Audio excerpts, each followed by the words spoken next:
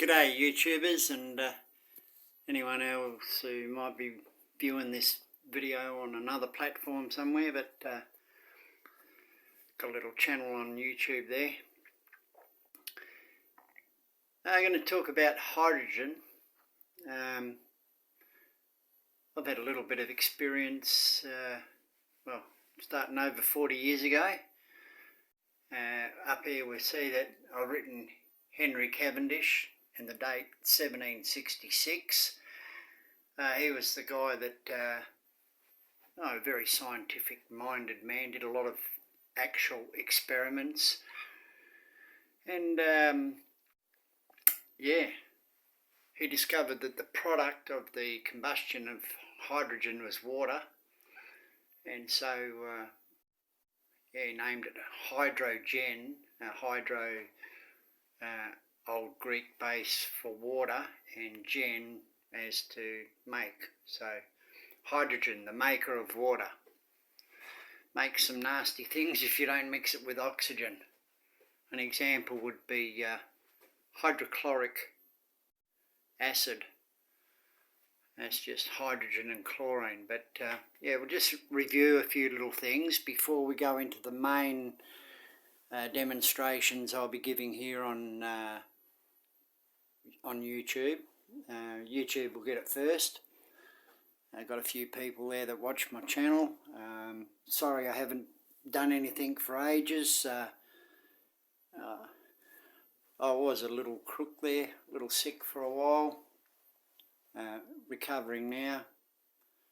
I had some weird side effects, like I'd be walking along and I'd just drop, it's like somebody just stabbed me in the leg or in the back, or I've got some peripheral neuropathy complications. But yeah, so before that all happens, I want to get this out. I want to show you my research and what I've done and what I've actually built and tested.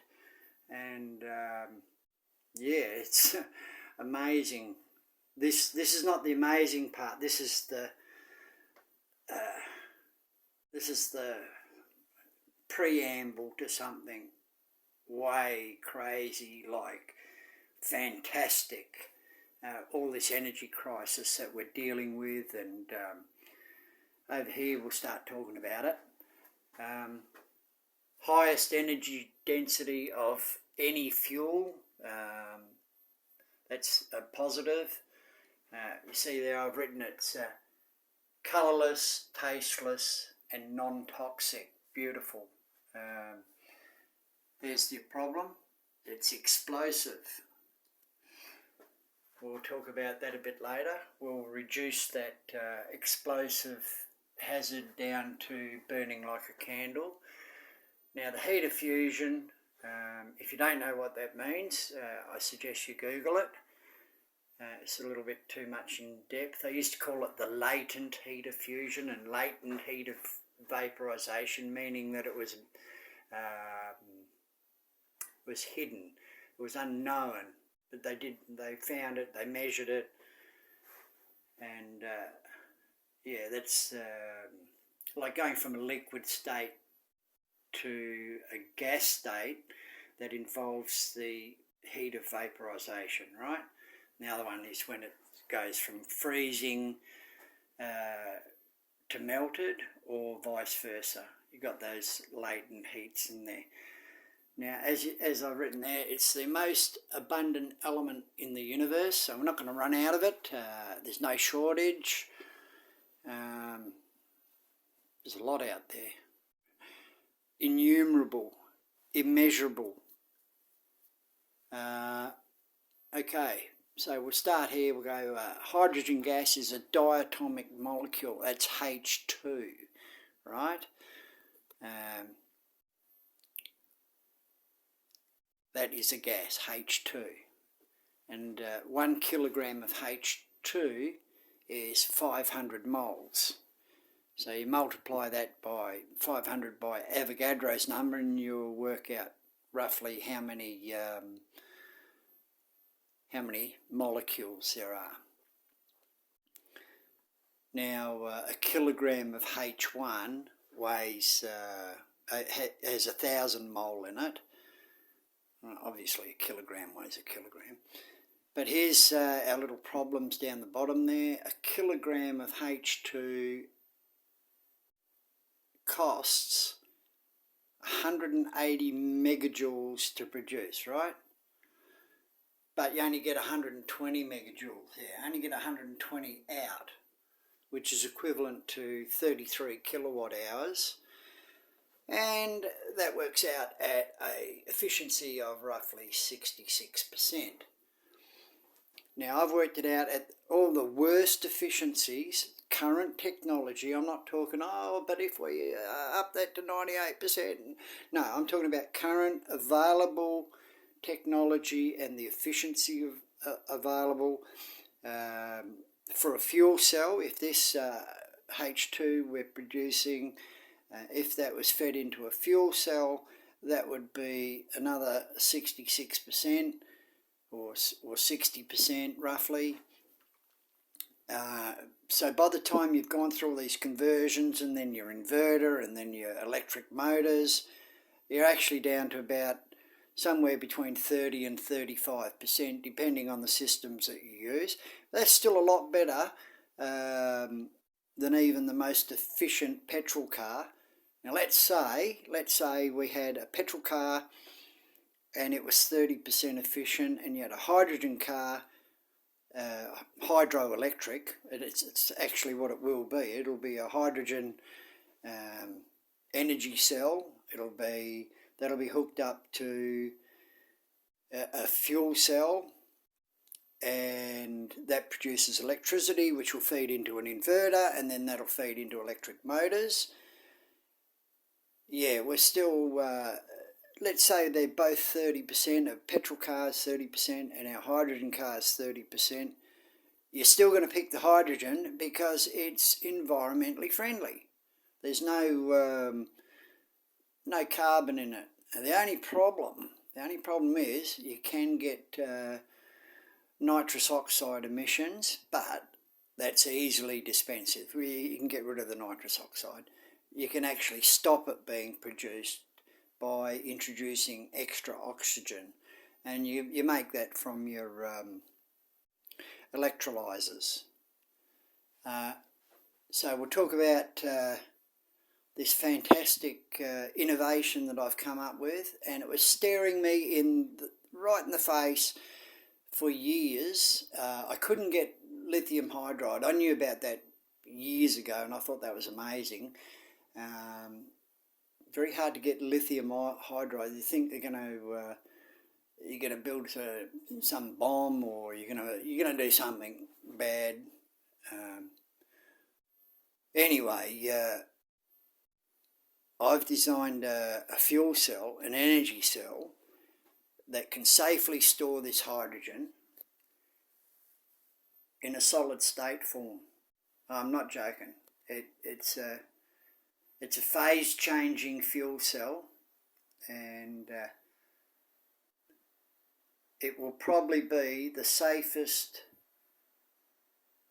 Well, I can't see any safer at the moment. And solid-state hydrogen burns slow. It does not explode. It burns like a candle. So even if you blew the tank up, oh no, that might release it. So let's say you're in an accident and the tank got punctured. The only thing that's going to happen is it's going to burn. It's going to burn like a candle, but it's not going to explode on you. That idea was put into my head by Bob Lazar, and I did a lot of research on it, and he's right, and other people are doing the same thing.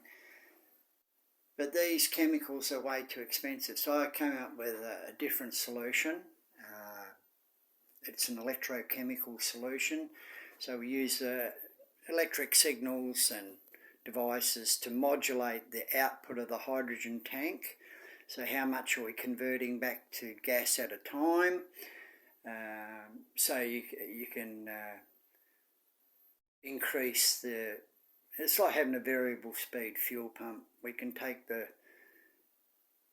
take the gas from the solid to the liquid state. Obviously we're using a specialised catalyst. I won't say what it is at the moment, but I'm going to patent it. The tanks will be easily recharged or filled up, just like your fuel tank. Or you can have swap and go type systems. You could do this in under 10 seconds. Click, click, you're in and gone. In reality, you probably take them a couple of minutes by the time they muck around and talk to you and take your money and swipe your card or whatever. It'd certainly be quicker than petrol. Like we said, it's got the highest energy density. It's 4 times more powerful than gasoline or petrol, whatever you want to call it. 4 times more powerful. This is the future. What we're looking at here, this is the future. A lot of people get put off by the Hindenburg pictures come to mind, you know, and hydrogen balloons blowing up in demonstrations, and they show you how explosive hydrogen is. Yeah, it's got the highest energy density of any fuel. Of course it's going to blow up.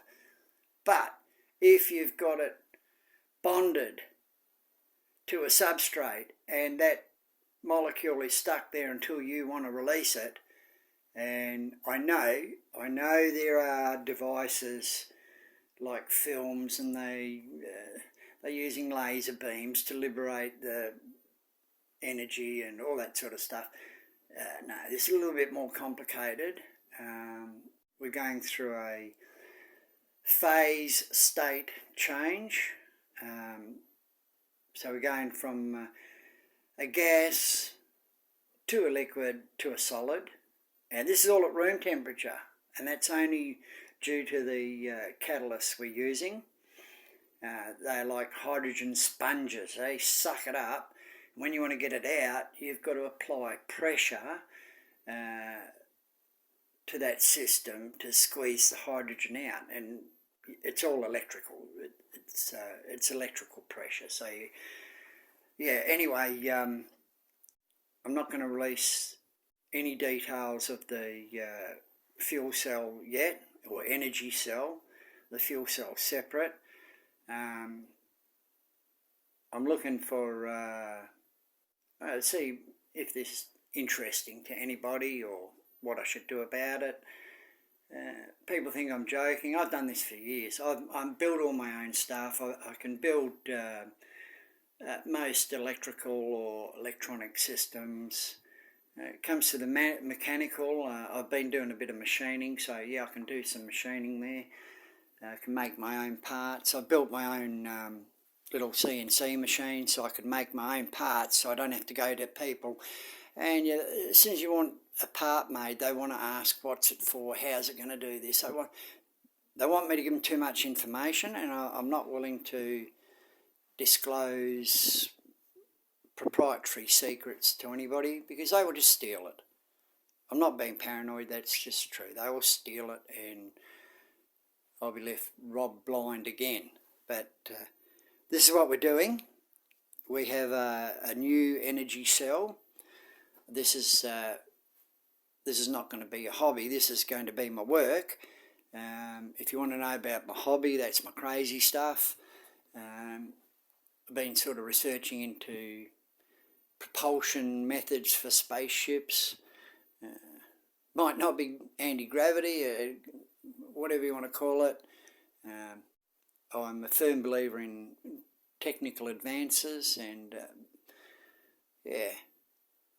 so this could be a fuel system for a spaceship even.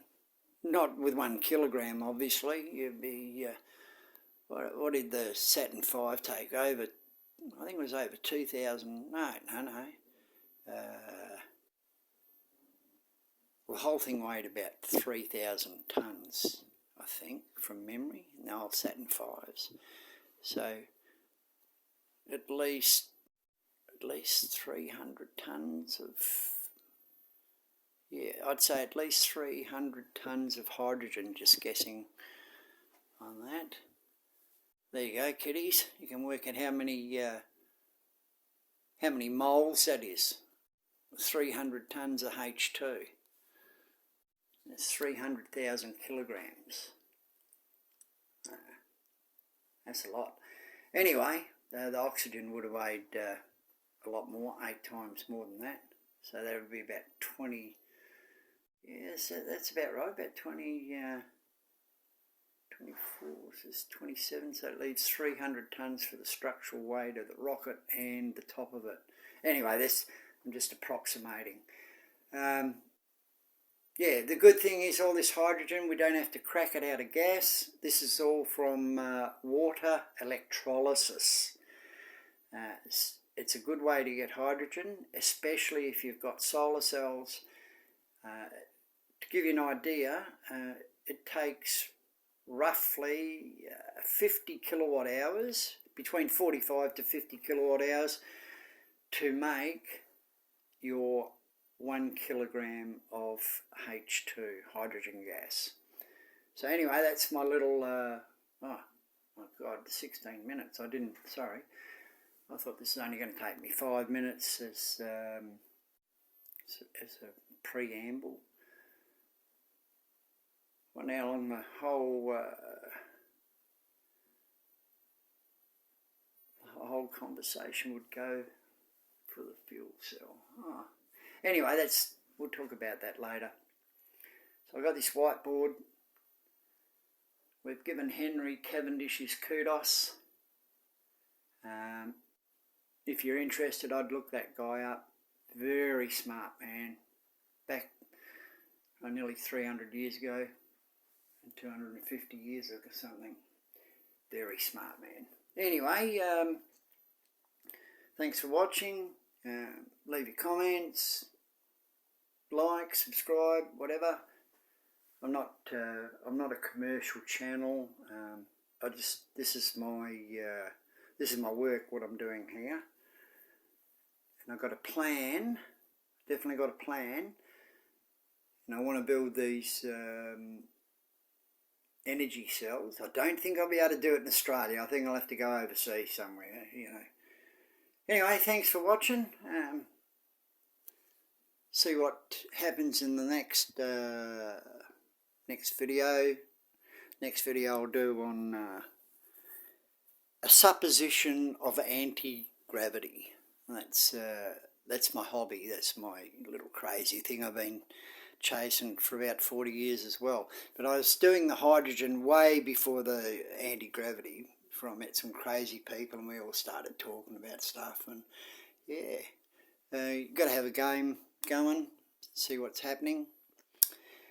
I do a lot of research, and the Germans are getting pretty good at this with their hydrogen plane flights and their high efficiency. I know how that works too. They're getting like 85%. I'm getting 66%. But we can change that. But anyway, thanks for watching.